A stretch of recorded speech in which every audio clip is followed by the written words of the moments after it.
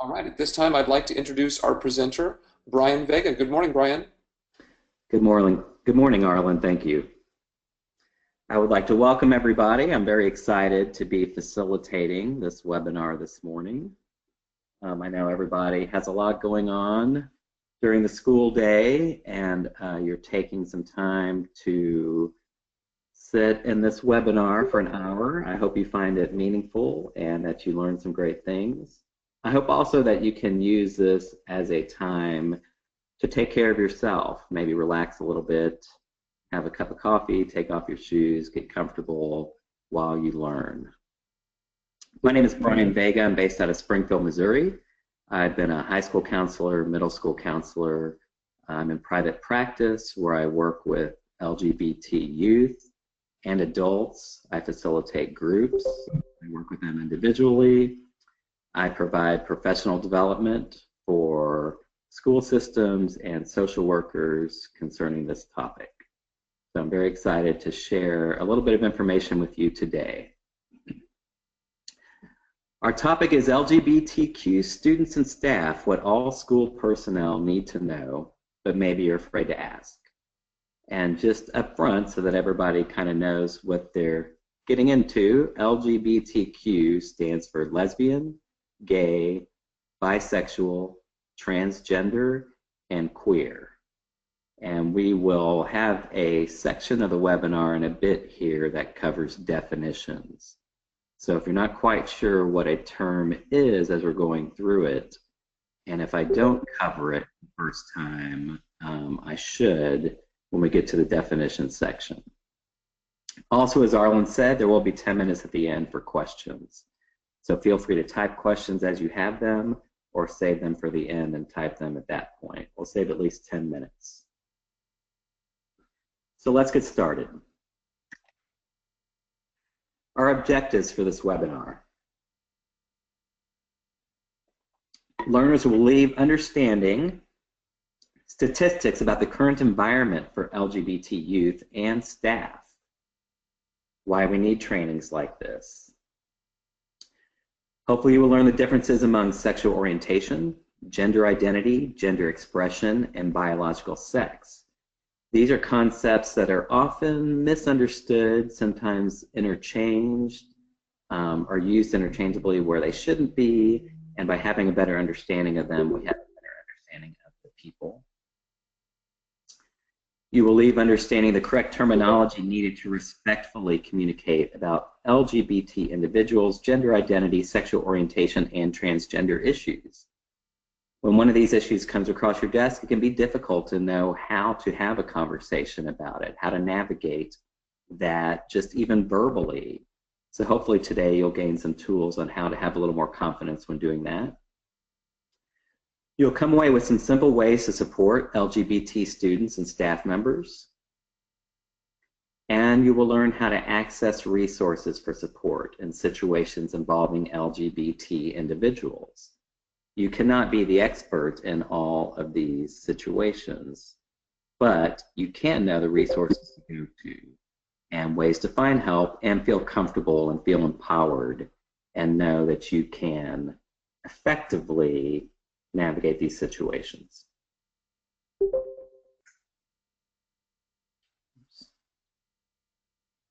And overall, our objective is to promote equity and cultural responsiveness so that we can be sensitive to the needs of all of our stakeholders.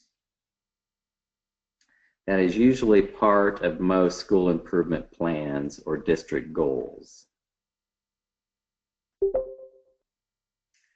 Our non-objectives, and this is just as important as our objectives in this subject matter. By learning about these people, by learning strategies on how to help them, we are not challenging, criticizing, or belittling anyone's personal belief system, their religious beliefs, their personal values. When we tackle this subject, we are simply acknowledging that we have these students and we have these staff members in our schools.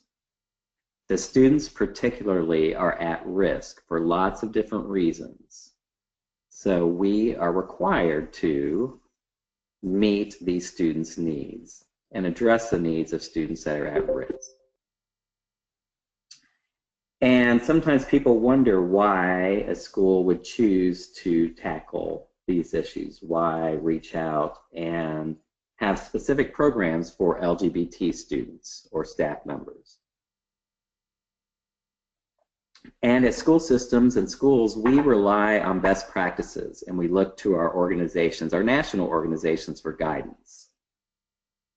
The National Association for Secondary School Principals has a position statement, for example, on transgender students. And it calls for the principal to support a school environment where diversity is valued and accepted, and where students from diverse backgrounds and identities are affirmed, supported, and assured equitable educational opportunities and access to school services. The American School Counseling Association also has a code of ethics that mandates that school counselors address the needs of LGBT students and even educate staff about this population and their needs. So we are mandated by a code of ethics, many of us, to address these issues and to make sure we are taking care of the needs of these students. Okay, why? Why do we need to study this topic? Why is it important? It's important because the environment for LGBT youth in our schools is not what it should be. And we're going to go over the next few slides are going to be some statistics.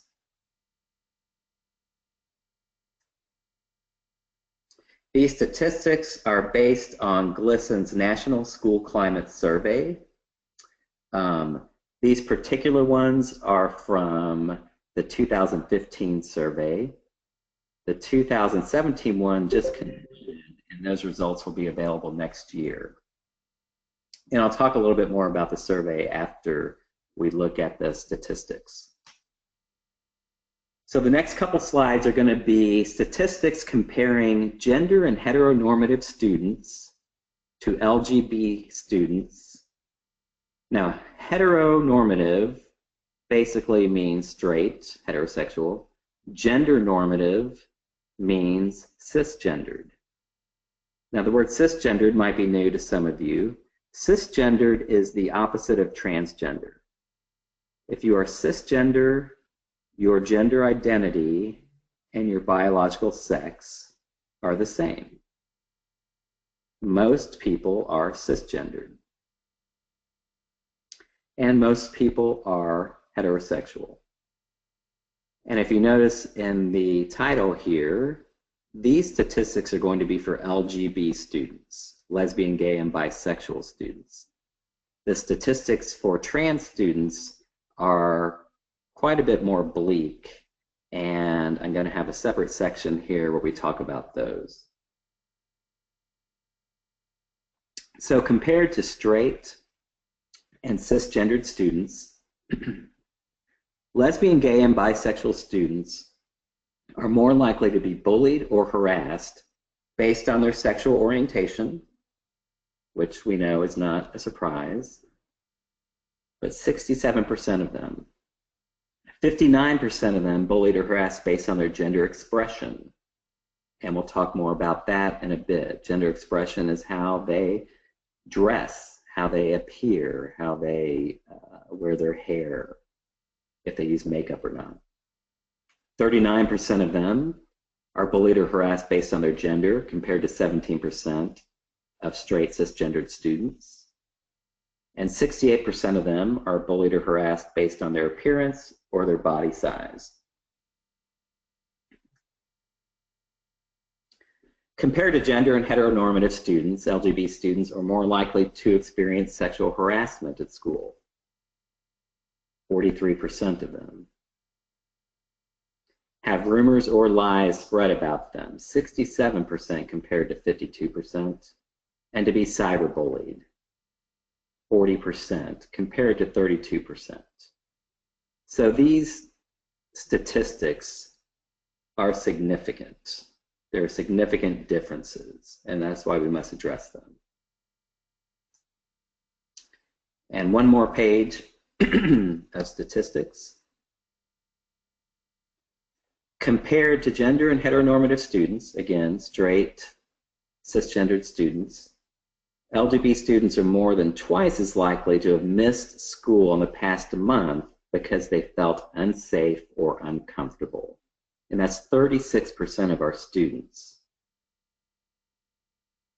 that have skipped school because they feel unsafe or uncomfortable. So for attendance reasons, we need to be addressing this.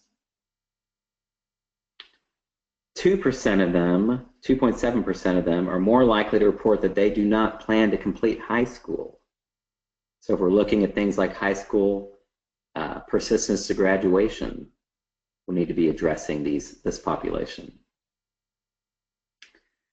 9.6 of them report that they are not going to continue their education past high school. And a lot of us have college and career readiness initiatives that we are addressing. And this is a population that we need to look at through that lens as well. 40% of them are less likely to participate in sports. And we all know that the more connected students are to school, the better they will do there academically, the better they'll fit in there. Okay, again, these statistics come from the 2015 GLSEN National School Climate Survey, and we'll talk about GLSEN a little bit later as well. Thousands of middle school and high school students were surveyed, and that's where we got these statistics. You can Google it and read the full report, which has lots of great and useful information, but just to give you a highlight of their findings, ultimately, they found that supportive educators, LGBT inclusive curriculum, comprehensive anti-bullying policies, and supportive student clubs like GSAs keep students safer at school and help these students feel that services are more equitable.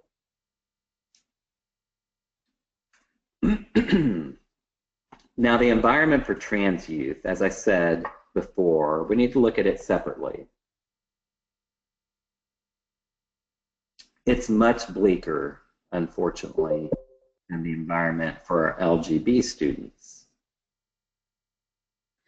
And before we look at these statistics, I would like to challenge you to think of one of your favorite students, or maybe a niece or a nephew, someone that has really impacted you, for some reason a student that really sticks out in your mind, a student that you really just have a genuine fondness for, hopes and dreams for that student,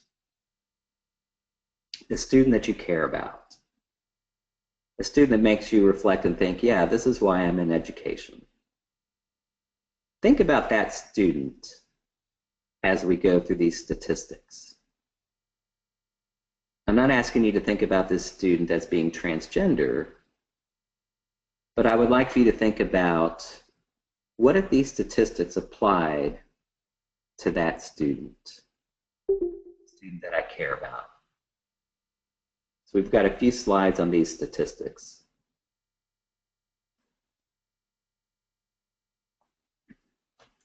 "41% of trans students self-report previous suicide attempts." Now, the single greatest predictor of a suicide is a previous unsuccessful attempt. 41% of these self-report. Now, we have to remember, self-reporting is often, people are often underrepresented in self-reporting, especially when it comes to serious, deep topics like being trans or being suicidal. 57 report that their family will not speak to them or spend time with them. Again, keep that student in mind. What would it be like if their family or friends would not speak to them or spend time with them? based on who they are. 50% of trans students report being harassed or bullied at school. Again, not surprising, but we know this, so we have to address it.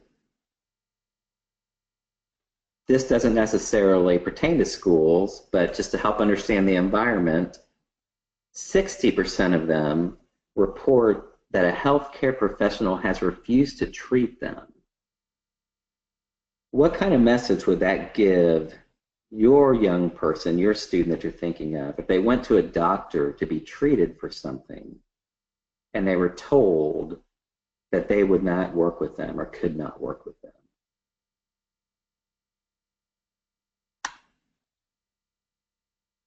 Moving on, 70% of trans students reported suffering physical or sexual violence at school. 60% reported being disrespected or harassed by law enforcement. That's not necessarily at school. That could be either an SRO or outside of school. Again, this is just to help understand the environment in which these youth live. And finally, the last statistics that I included was 69% reported experiencing periods of homelessness. And we all know how that impacts our students. If you were to survey the local teen homeless shelter in your area or the closest one near you, you would find that oftentimes up to 50% of the students there identify as LGBT. And of those 50%, the overwhelming majority report that they are there, they are homeless because they are LGBT.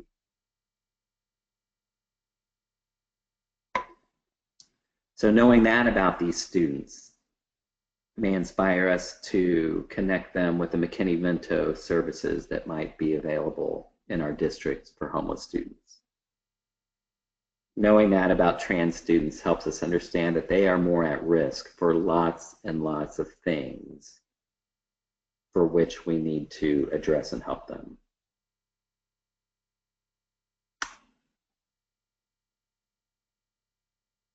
Let's also take a moment to look at the environment for LGBT school staff members. Many of them have personal, professional, and legal fears based on where they are in the United States. Many of them personally are not out to friends or family members for reasons that could be safety reasons, for fears of maybe being rejected, or for fears of even still being abandoned by family members, even if they are adults. And as far as legal fears, this year the Seventh Circuit Court of Appeals ruled that workplace discrimination based on sexual orientation violates federal civil rights laws. Therefore, it is illegal to discriminate in a workplace based on sexual orientation. However, that takes time to trickle down, and unfortunately, teachers are subject to state and local laws.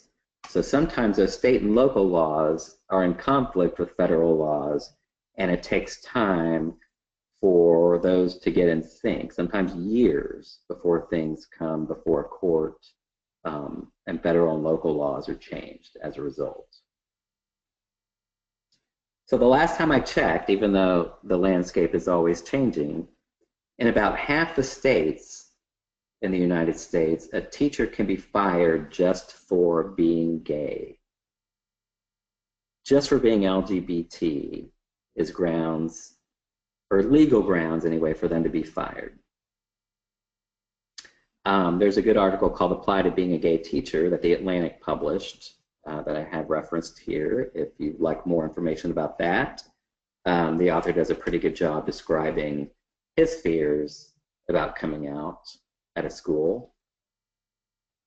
And we also have to remember that these teachers and staff members in lots of schools are immersed in a heteronormative culture. And what I mean by that is a culture where in the workroom, teachers can talk about their husband, their wife, their weekend plans, who they're dating, and there is an unconscious bias towards this. It's just how we operate. And some of these staff members that are LGBT, they have to build a wall around themselves and protect themselves because they're not sure who they can come out to. They want to maintain working relationships with their staff members, and they might fear judgment. They might fear isolation. They may fear losing their job. So as a result, they're less connected often to the school and less likely to stay, and less likely for burnout, more likely for burnout, more likely to leave because they're not feeling connected and a part of the school culture based on who they are.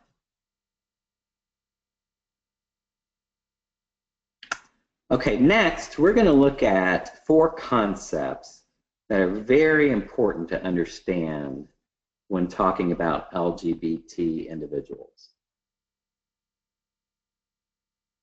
There's often confusion about these. Some are used interchangeably, but in order to have a constructive dialogue about these students and staff members, we have to understand these 4 concepts.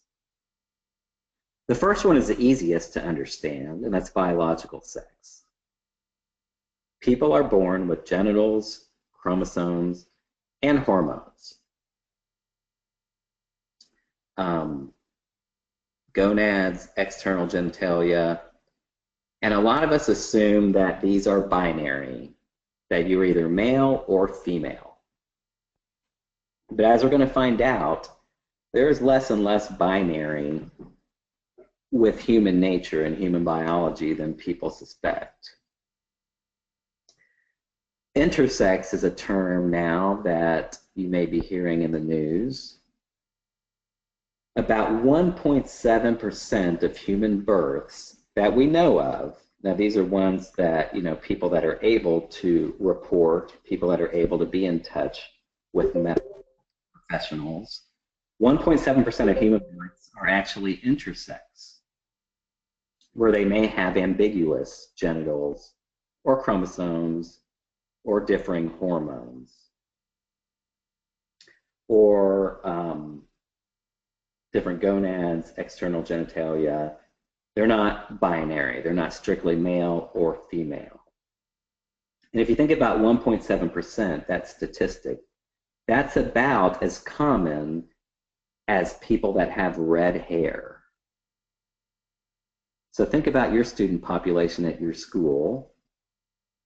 1.7%, between 1 to 2 out of every 100 students could possibly be intersex. And if you followed the Summer Olympics, or the most recent Summer Olympics, there was some controversy for athletes that were intersex. There were females that were sweeping the track and field events, and it was found that they were intersex. Some of them had internal testicles, which in turn produced testosterone, which some people believed put them at a greater advantage and put other females at a disadvantage when competing. So there are committees looking into how do they address that? Do they need a separate category for intersex? That's just one example of how intersex has been in the news lately. Also, there's controversy surrounding intersex individuals because up until recently, when a child is born with ambiguous external genitalia, doctors often make a decision with the parents and will perform a surgery then and there on an infant and decide which sex they're going to. So now people are looking at that and wondering if that is the most humane thing to do, the proper thing to do, the medically responsible thing to do. So there's also things in the news about intersex right now concerning that.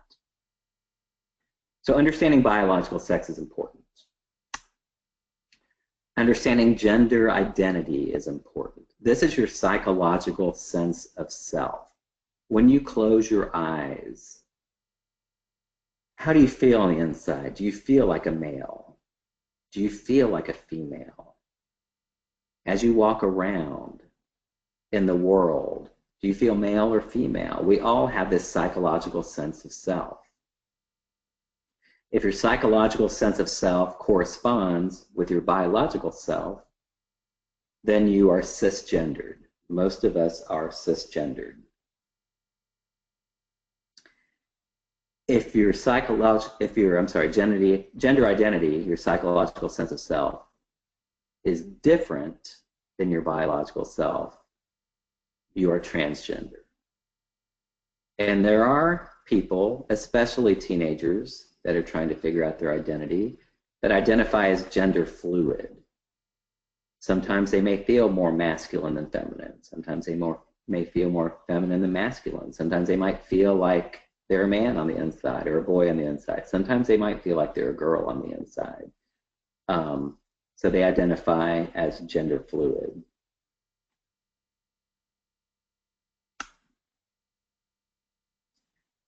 Next, we need to understand gender expression. This is the third concept that's important to understand. And this is how people communicate their gender. Basically, how you dress, how you wear your hair, if you wear makeup or not, if you have piercings, where you have them. Some people present as very masculine.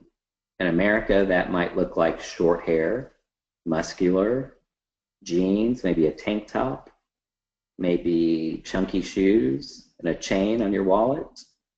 Some people present as very feminine, which could be long hair, makeup, a softer look, colorful outfits, floral prints.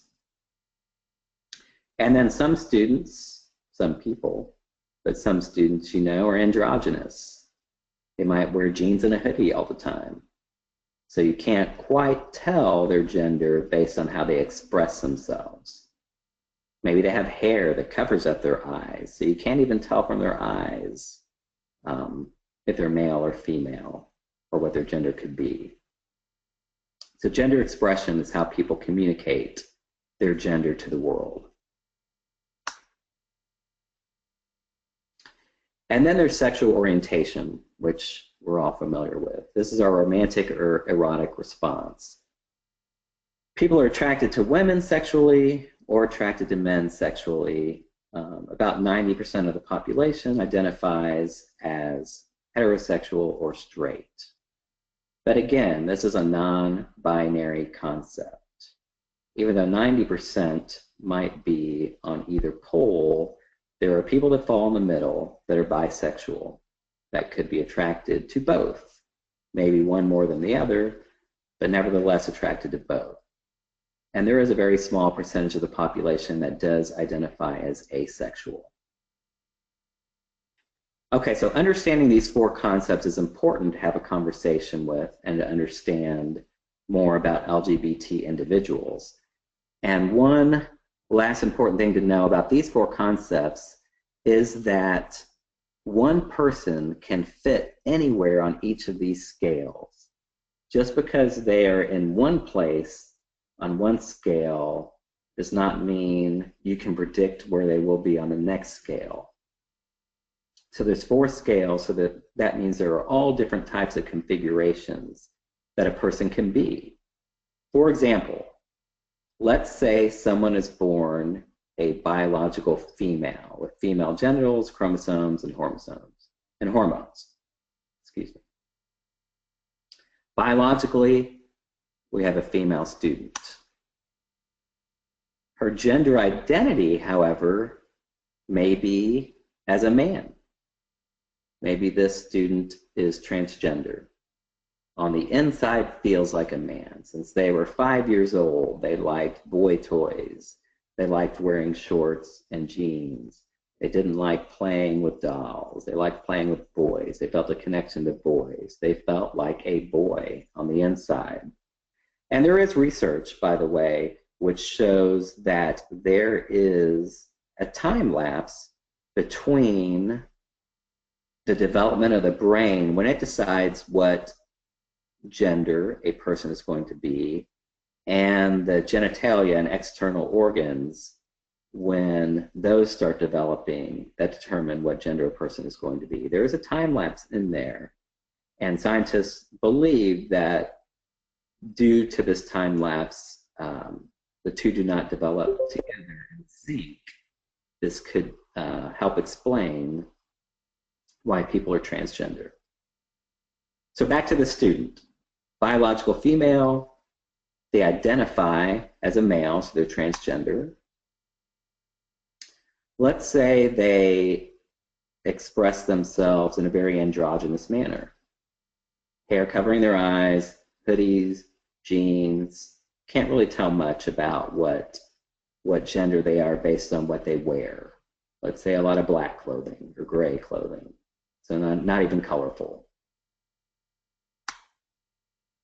And then let's say this student is attracted to females. So this is a biological female that identifies as a male, so transgender, attracted to females.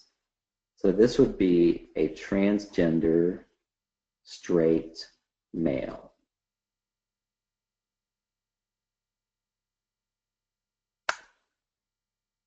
Now moving on, to cover some definitions, because you're going to hear students throw these terms around, you might hear other stakeholders throwing the terms around, parents. It's important to understand the terms and to use the correct terms. Transgender, again, is when a person whose gender identity is not congruent with their biological sex, as we talked about. A new study this year by the Williams Institute, which is out of the UCLA Law School, states that 0.6% of adults in the United States are transgender, and that's 1.4 million. Cisgender, then, is the opposite, when gender identity is congruent with biological sex. Most people are cisgender. A transgender woman is a trans person who identifies as a woman, and sometimes you will see MTF, and that stands for male to female. So someone might identify as MTF, male to female trans person. A transgender man is a trans person who identifies as a man. So when you think about transgender man, transgender woman, you think about who they truly are, who they need to be, who they want to be. A transgender male is someone who on the inside is male, is going to be male, wants to be male, is striving to be male. Transsexual is an older term that used to mean transgender, and the transgender community does not like this term because it sounds overly clinical and it's very misleading as it focuses on sex. It has the word sex in there, transsexual. And being trans does not have much to do with the desire for sex.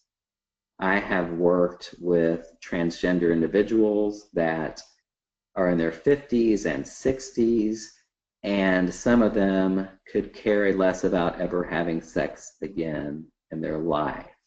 One transgender female that I work with, I love this quote. She's 65. She's just now going through transitioning, which we'll talk about in a moment. And she said, "I just want to be the little old lady in the grocery store that everybody ignores." She's not doing anything for attention. She's not doing anything for sexual reasons. She wants to transition so that she can finally be herself. A few more terms. Gender non-conforming, again, is just someone who's not conforming to binary standards. Their gender expression, how they present themselves, is different than what society expects. A girl with very short hair. and that wears no makeup is gender non-conforming, because our society still expects girls to wear makeup, have longer hair for the most part. Transitioning is when a person begins to live as a gender with which they identify. Sometimes that starts with just changing their name. Sometimes it starts with dressing different or having a different haircut.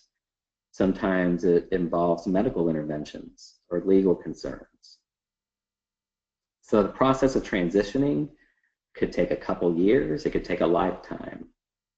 If a person is transitioning, they are moving from the gender that corresponds with their sexual organs and biological sex to the gender to which they identify with. A drag queen is a male who performs theatrically as a female for entertainment purposes or for fun. Queer is a term used to describe LGBT people, and sometimes you'll see LGBTQ. It's been derogatory in the past, but now, especially in academia, it's being reclaimed as an affirming term. And queer is basically anything that is not heterosexual and cisgendered. It's kind of an umbrella term that encompasses anything different. Again, non-binary means you don't identify with an either or, male, female, straight, gay, masculine, feminine. Just non-binary. You're not an either or, you're somewhere in between. And we did talk about intersex, a term for a combination of chromosomes, gonads, hormones, internal sex organs, and genitals that differ from the two expected patterns of male or female. They used to use the term, or people used to use the term hermaphrodite to describe these people. And now intersex individuals consider that term derogatory and prefer the term intersex.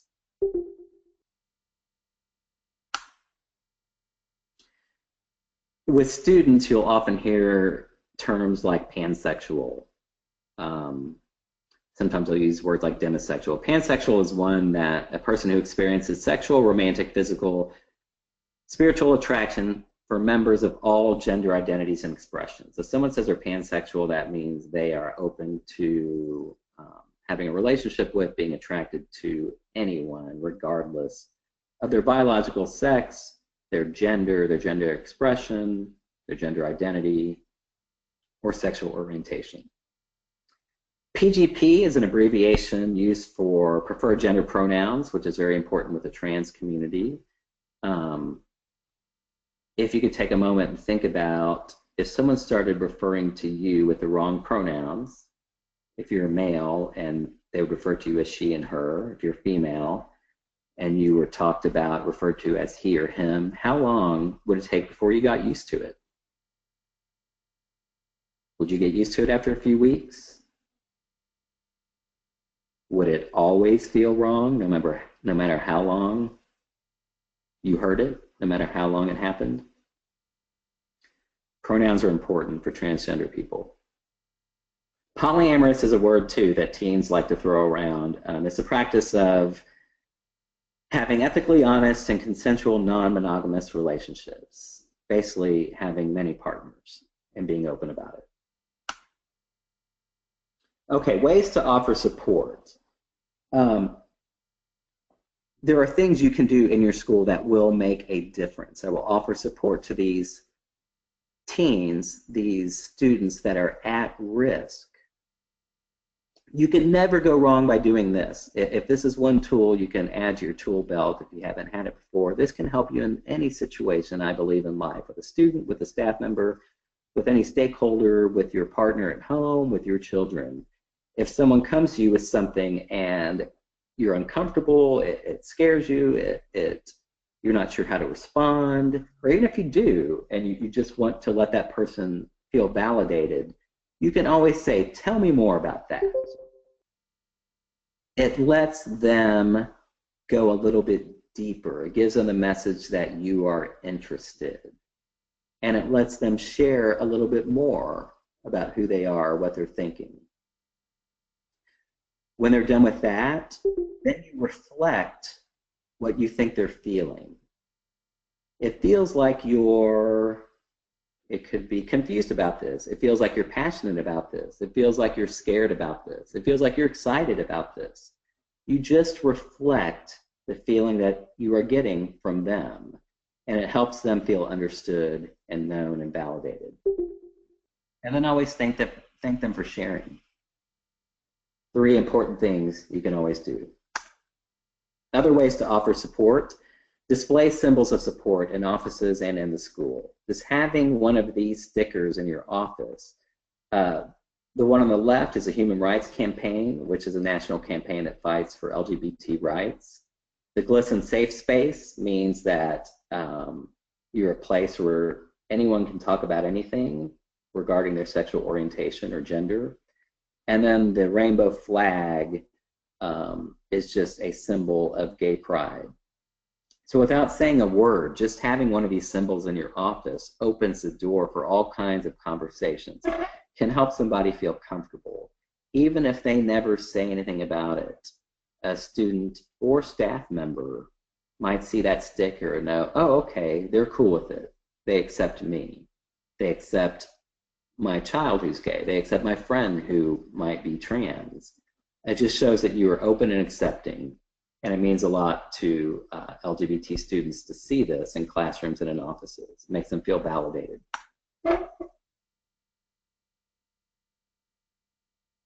Whenever a slur against an LGBT individual is used in the school system, it should be addressed immediately and directly and called bullying or harassment what it is and treated as that.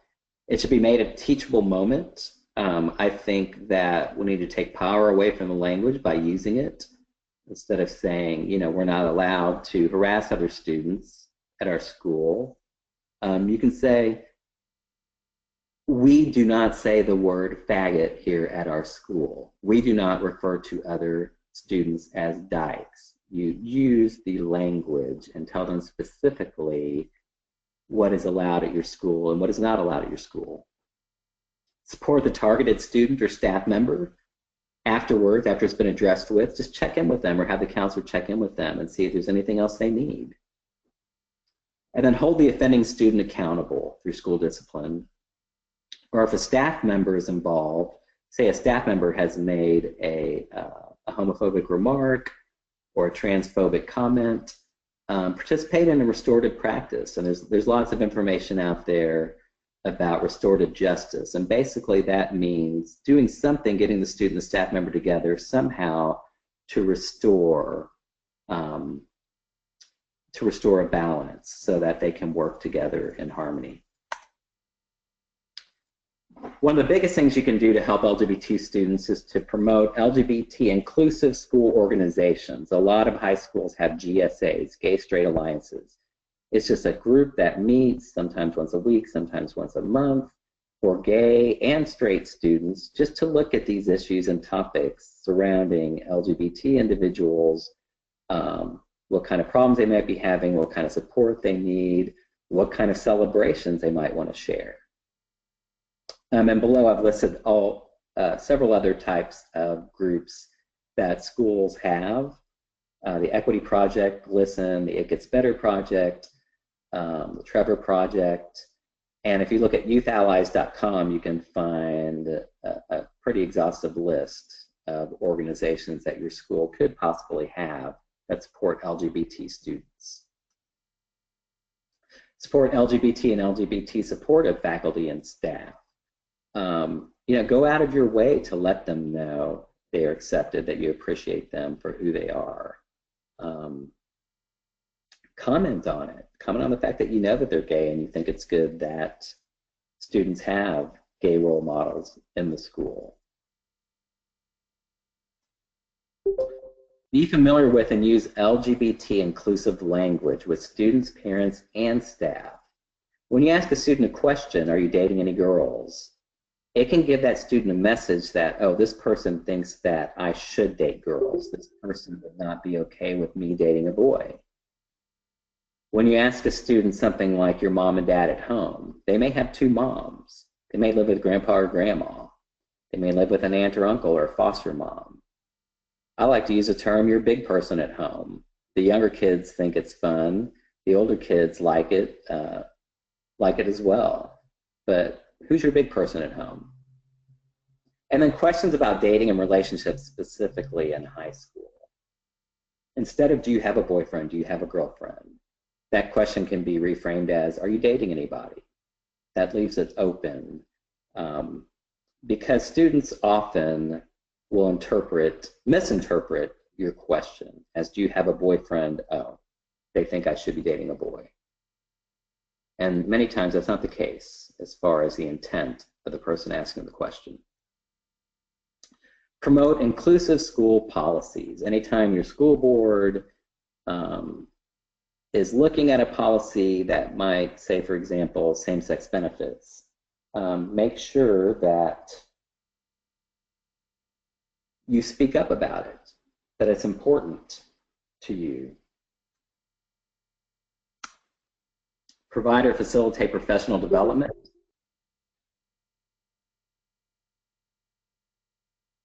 Forge community partnerships with other groups that are LGBT inclusive.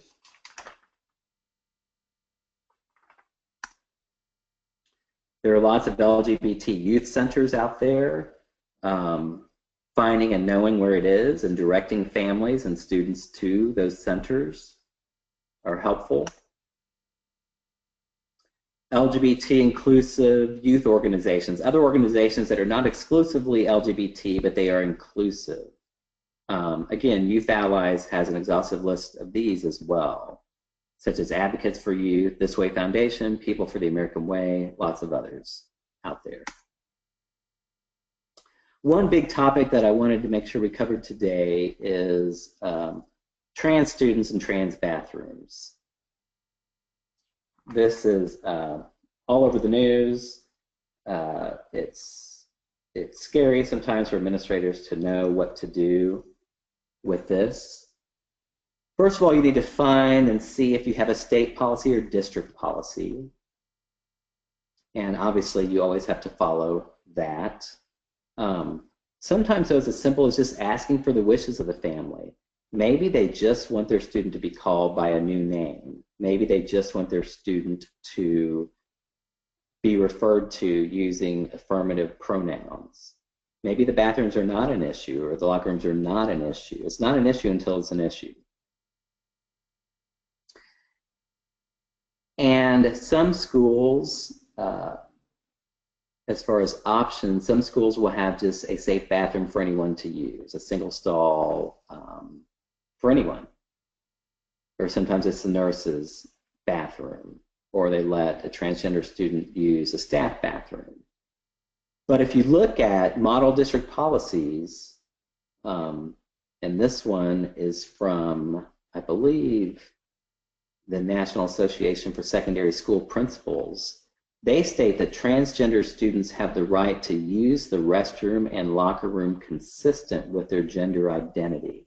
Meaning if a student identifies as female, they should be allowed to use the female bathroom.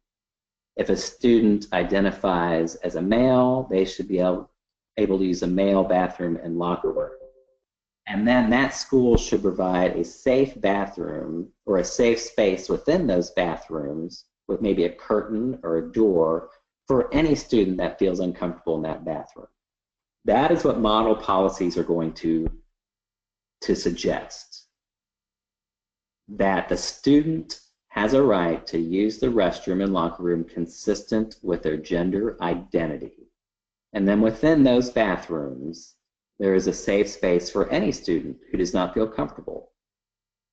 You can find these policies by Googling the Transgender Model District Policy from GLSEN, from genderspectrum.org, or from landalegal.org.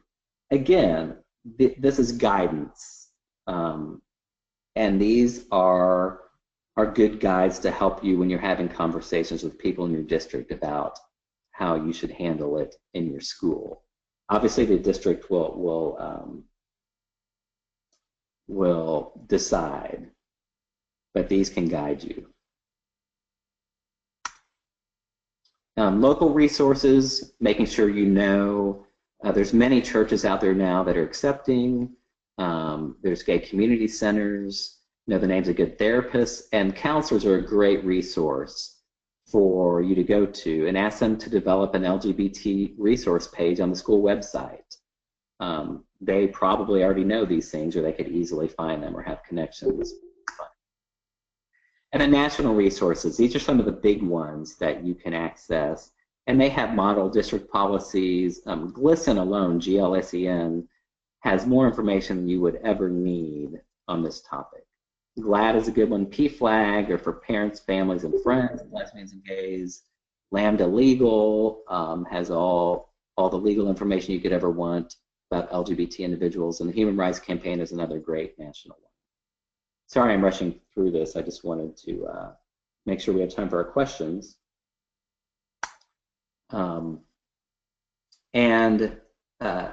If we don't get to questions today, or we don't have time to address all the questions today, you can feel free to email me. I don't ever mind sharing information on this topic. I'm very passionate about it, and I think there's a lot of learning that still needs to happen in our schools. And my email is here, briancvega@gmail.com, if you would like that. And there was one question that was already asked to Arlen that I would like to address before I look at the other questions here. It was about a student coming to a school and the parents not wanting the school to tell the school to share with staff, with other students, that the student was transgender. And, you know, again, there's not always laws that cover this, but if we're looking for guidance, the National Association for Secondary School Principals says that transgender status, a student's legal name, and the sex that was assigned to them at birth is considered confidential under FERPA laws. So according to the NASSP, if a student is transgender, their legal name and their birth certificate and the sex assigned at birth is information that is considered confidential under FERPA. And if the family does not want it released, it should not be released. Again, that's not legal. That is what this national organization is suggesting is a best practice. Okay, I hope these are things that were helpful. Just quickly, a few other things that you could do that I forgot to mention that could be helpful is to regularly administer school climate surveys, and when you do so, include an LGBT concerns. Make sure you denote that. When you invite motivational speakers to meetings for staff, try to find some that are LGBT. It might not be about being LGBT, but it is bringing in somebody, and that adds another dimension to their talk. Create a strong culture of inclusiveness by including LGBT statements and employee policies where it's applicable, and address it in new hire orientations, clearly communicating that you are inclusive whenever you can. Okay, now going through these questions.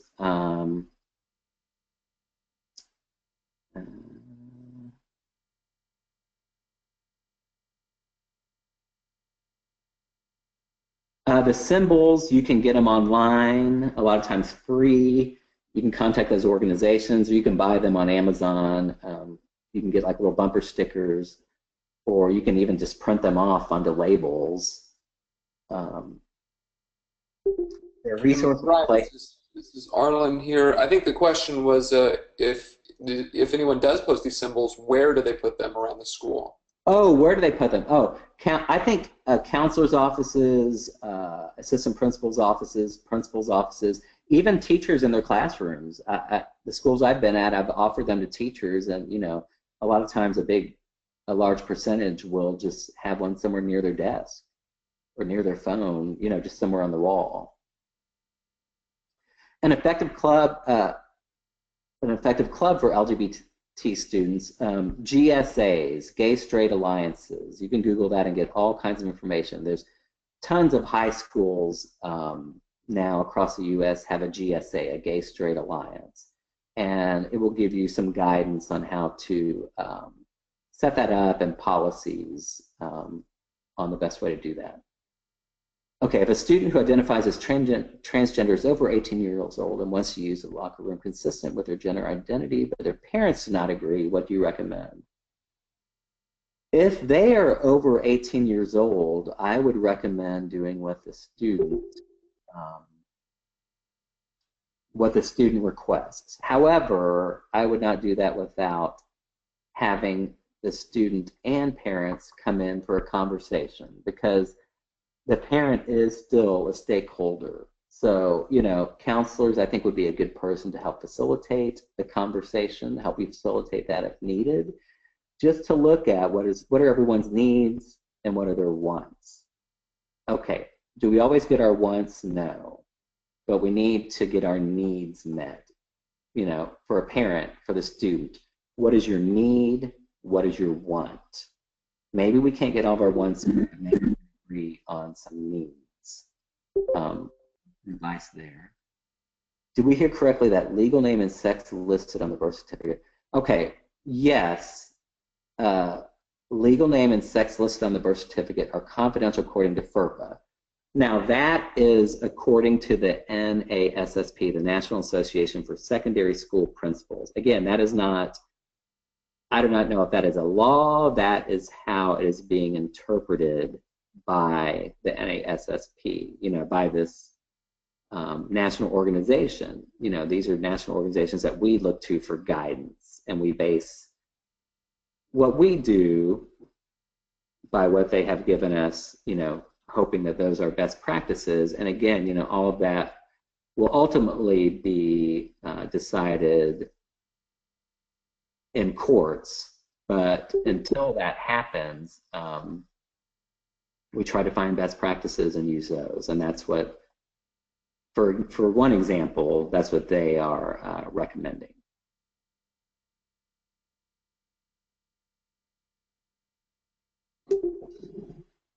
Okay, with a new teacher to the district, how should I begin a conversation? I believe he or she is LG in order to promote inclusivity, feelings of belonging in school. Okay. Offering, you know, to your staff, offering to the entire staff, offering the symbols of support, saying, hey, I have these. If you would like one for your room, it opens up the door for conversation about for LGBT students and staff, let me know. When talking to that student or that staff, or any staff, you know, when you're inviting them to things, say you and your significant other, sometimes just by using inclusive language, you are giving that staff member a very strong message that the door is open for them to communicate back with you. I hope that helps with that question. And it looks like we have about a minute left. As far as printing my slides, that I don't know if Arlen has any. Yeah, I don't know how you. If you want to send me the final PowerPoint, I will turn it into a PDF and I can share it out with everybody when I share the recording. Yeah, I can do that. Okay, great.